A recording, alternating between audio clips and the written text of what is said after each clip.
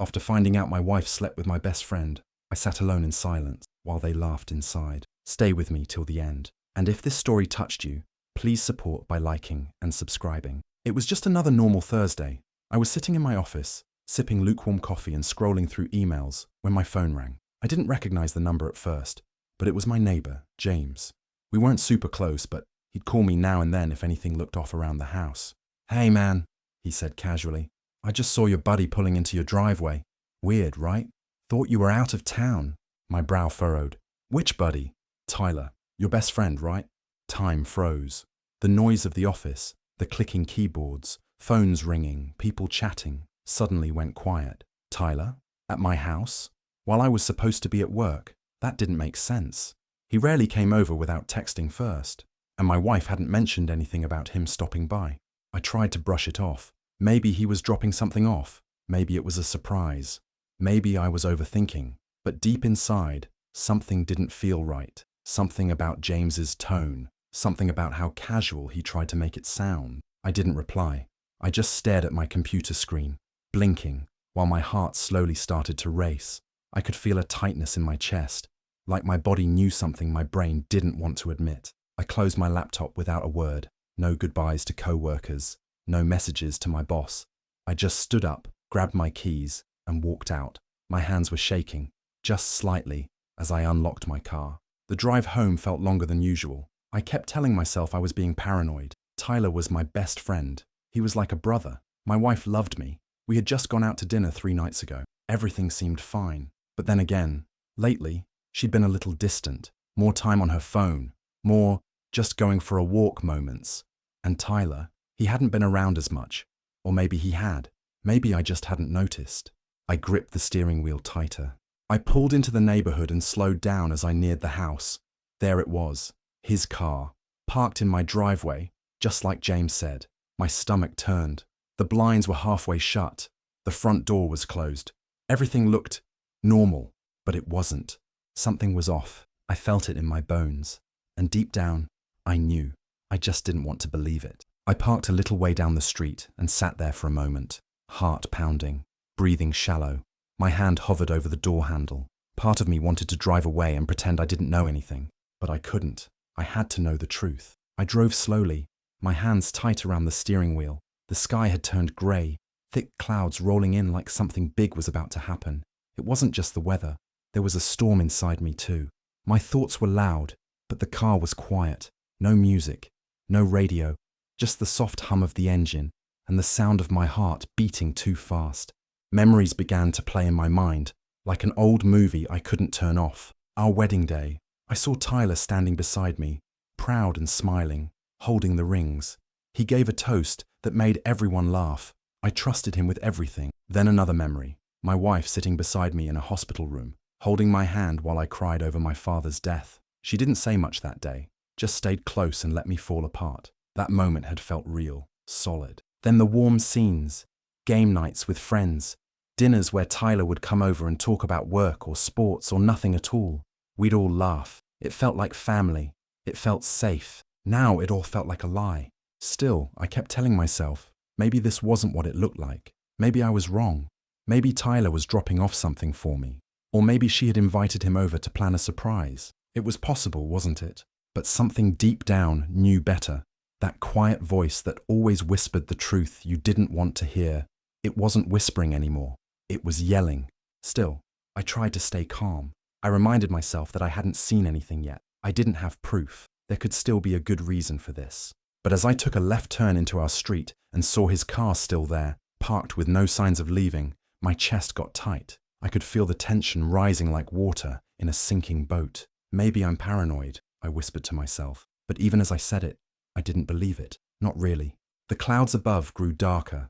A soft drizzle began to hit the windshield. I didn't turn on the wipers. I just watched the drops slide down the glass, slow and heavy. I pulled up just past my house and parked. I turned off the engine, but I didn't move. I stared at the front door, the curtains, the car, waiting, thinking. And then I opened the door and stepped into the storm. I walked up to the front porch with heavy steps. The sky above me was dark now, matching the pit in my stomach. Everything looked the same from the outside. Our quiet little home, The one I had painted myself just a year ago. The porch light was off, which was strange. She always turned it on when the sun started going down. As I reached for the doorknob, I noticed something odd. It was unlocked. That alone made my heart jump. She never left the door unlocked, not even in the middle of the day. My hand froze for a second.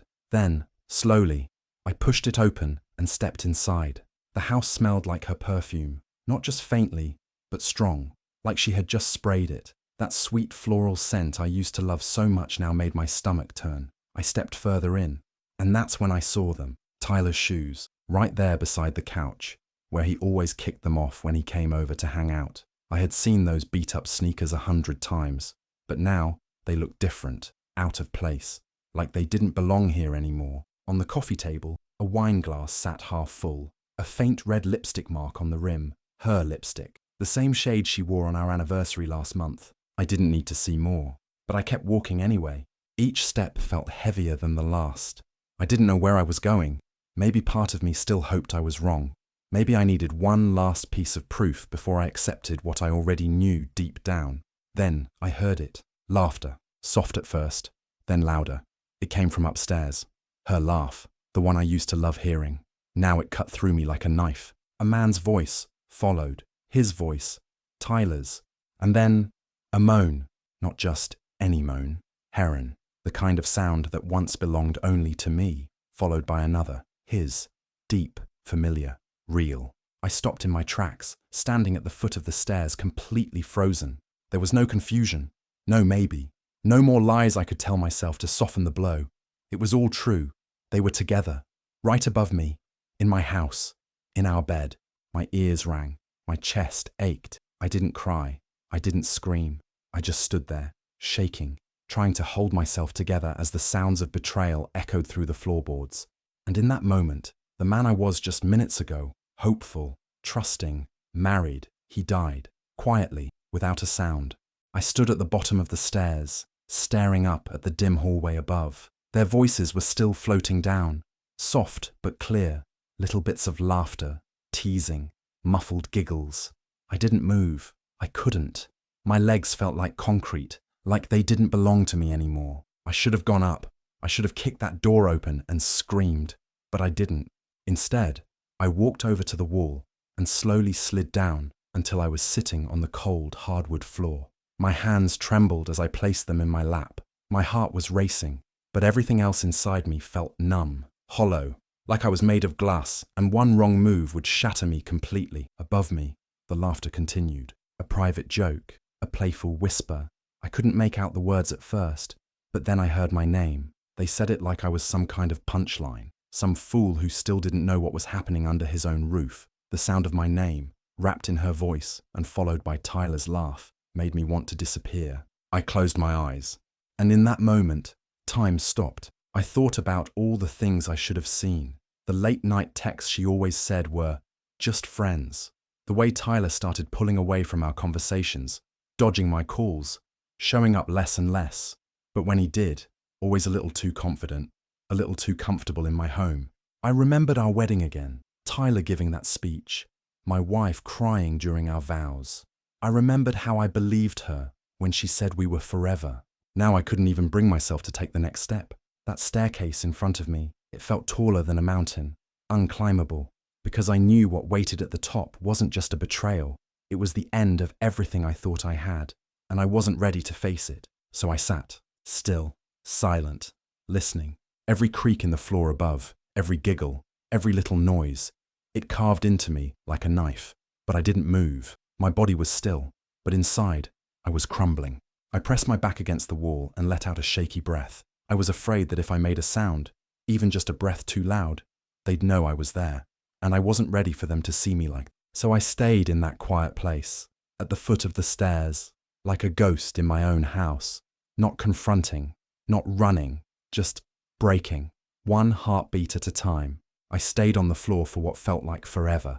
The sky outside turned from grey to black, but I didn't move. I didn't check the time. I didn't even blink much. I just sat there, frozen in place, at the bottom of the stairs that led to everything I didn't want to see. The laughter eventually stopped, but the silence that followed was worse. Then came footsteps, light, slow, and then a door shutting. Water started running. The shower, both of them, together. I could hear them from where I sat. Their voices blurred through the sound of the water, but I caught pieces. Her laugh, soft and careless. His voice, deeper, smug, relaxed. Then came words I wish I hadn't heard. "He's just so boring," she said, like it meant nothing. Like I wasn't the man who gave her everything I had. Tyler responded, casually, "He doesn't have to know. He's too soft." Too soft. That one stung the most. Not because it was cruel, but because it felt true. I didn't fight. I didn't burst in. I didn't scream or demand answers. I just sat there, listening, absorbing it all like a sponge soaking in poison. I was still wearing my work shoes. My shirt was wrinkled. My phone was in my pocket, buzzing a few times. But I didn't bother to check. The world outside could have ended, and I wouldn't have noticed. And still, I didn't cry. Not yet. I just sat there, breathing slowly, trying to hold everything inside. I didn't want to fall apart in my own house. Not while they were upstairs pretending I didn't exist. Not while they turned my home into something I couldn't even recognize anymore. I looked around. The living room I painted with her. The photo frames we picked together. The couch we bought on a rainy afternoon. It all felt so far away now, like I was watching someone else's life. Everything around me was mine, but nothing felt like it belonged to me anymore. I was just there, a shadow, a silent witness to my own collapse, a ghost in my own home. That's what I had become. And even though I hadn't shed a tear yet, I knew the real pain was coming, the kind that doesn't leave you for a long, long time. But for now, I just sat and listened. At some point, long after the shower stopped and their voices faded, I stood up. My legs were stiff. My back ached from leaning against the wall for so long, but I didn't feel pain. I didn't feel anything at all. I walked out of the house without saying a word, got in my car and drove to the store. The fluorescent lights stung my eyes. I grabbed a cart and filled it slowly. Fettuccine, cream, garlic, chicken breast, white wine. I even picked up her favorite dessert, chocolate mousse. I knew exactly what I was doing. I wasn't going to scream. I wasn't going to fight. I was going to serve them their lies on a plate and let the truth speak for itself. That night, the house was filled with the smell of chicken Alfredo. She came downstairs smiling, acting like nothing had happened. Tyler showed up minutes later, laughing like we were just old friends catching up. I welcomed them both with a smile that didn't quite reach my eyes. "Smells amazing," she said, kissing my cheek. I nodded, figured we could all use a nice dinner. We sat at the table. I poured wine, made jokes, asked about their day. They played along, both of them. She giggled at his jokes. He complimented the pasta.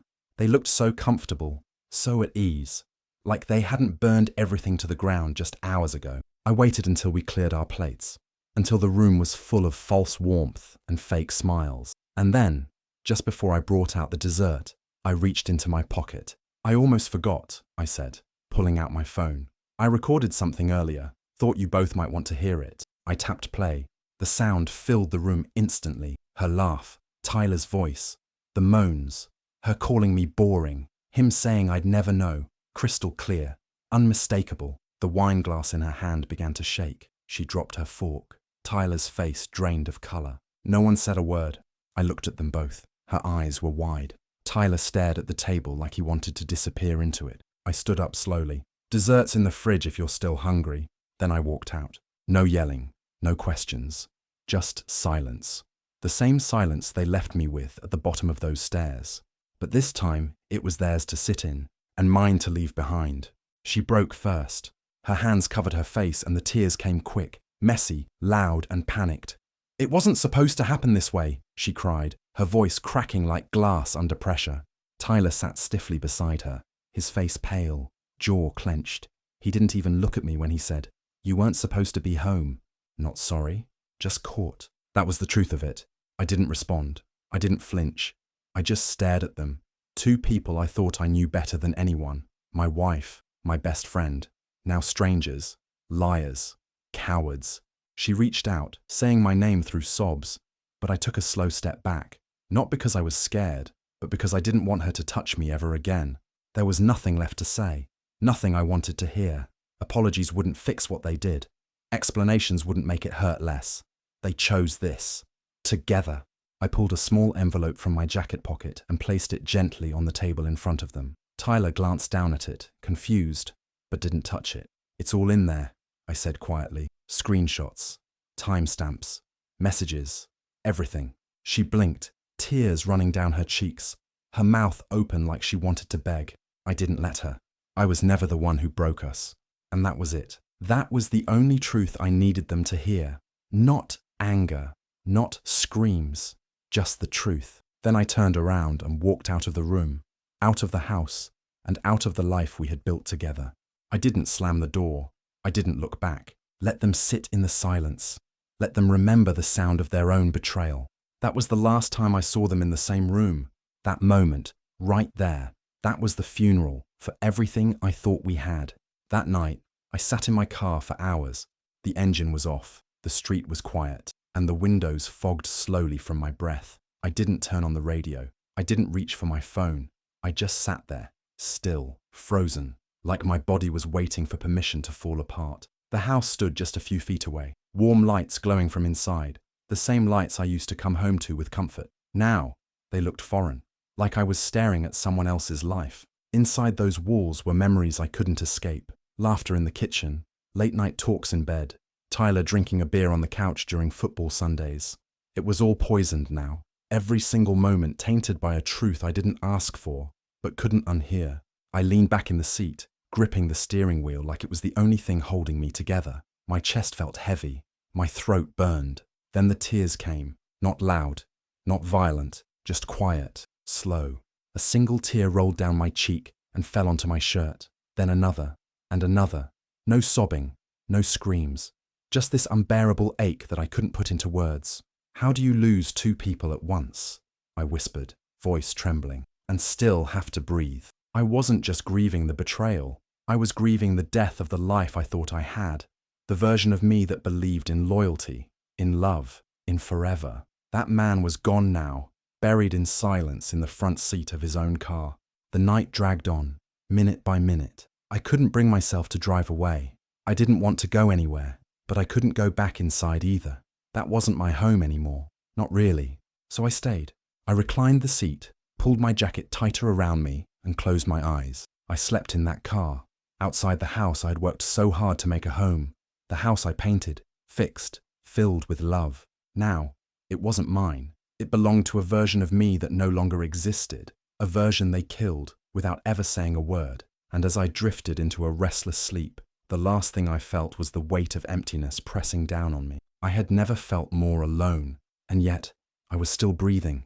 Somehow, there was no screaming, no dramatic farewell, no final argument to get the last word in. I didn't need any of that. I filed for divorce quietly, no confrontation, no emotional outbursts. I just signed the papers, answered the lawyer's questions, and let it all begin. It felt cold, mechanical, but it was the only way I could make it through without breaking all over again. I gathered every piece of evidence, the messages, the screenshots, the voice recordings, and emailed them to her parents. I didn't write a message, just sent them the truth and let it speak for itself. Then I sent the same to Tyler's wife. She deserved to know too. I didn't care what happened to either of them after that. Their pain was theirs to carry now. I stopped responding to the group chats. I removed myself from the invites, the birthdays, the weekend hangouts. I disappeared from that world entirely. Let them wonder. Let them sit with what they'd done. Then I moved out. It wasn't dramatic. I didn't pack in a rage. I just boxed up what was mine. My clothes, my books, a few personal things, and took one last walk through each room. The silence inside that house felt louder than ever, but it didn't hurt anymore. It just felt empty. On the kitchen counter, I placed the house key.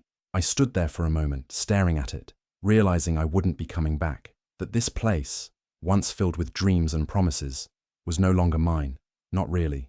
Then I picked up the last thing I would take with me, a framed photo from our wedding. The glass was cracked, maybe from being dropped at some point, maybe from all the times I had picked it up, wanting to believe in the lie it held. I didn't even bother to turn it upright. I placed it in the bottom of the box, face down, and that was it. That was my goodbye.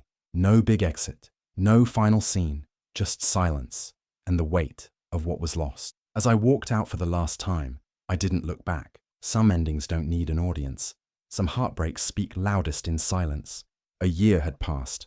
The pain didn't vanish overnight, It didn't disappear with the divorce papers or the moving boxes, but time, slow, quiet, and stubborn, did its work. Now, I sit alone by the lake. It's early. The world is still. The water is calm, just like me. I speak aloud, not to anyone, just to the air, maybe to myself. I don't hate her. I don't even hate him. The words feel strange but honest. I hate the version of me that trusted too much, loved too hard, stayed too long. That man was gone, and in his place, someone new, someone scarred, yes, but stronger, wiser, quieter. I look out at the water and take a deep breath. For once, it doesn't feel heavy. It doesn't hurt. There's no weight pressing on my chest anymore. I stand up, stretch, and close my eyes as the breeze brushes past me. The sun is rising. The air smells clean. For the first time in a long time, I feel like I belong somewhere again, even if it's just in my own skin. And then, almost without meaning to, I smile. A real one. A quiet one. Not because I've forgotten what happened, but because I've survived it. Silence broke me, I whisper, but it also rebuilt me. Do you think I made the right choice by walking away in silence? Or should I have said more before leaving it all behind? I'd really like to hear your thoughts. Let me know in the comments. And if my story meant something to you, please subscribe and hit the notification bell so you don't miss the next one.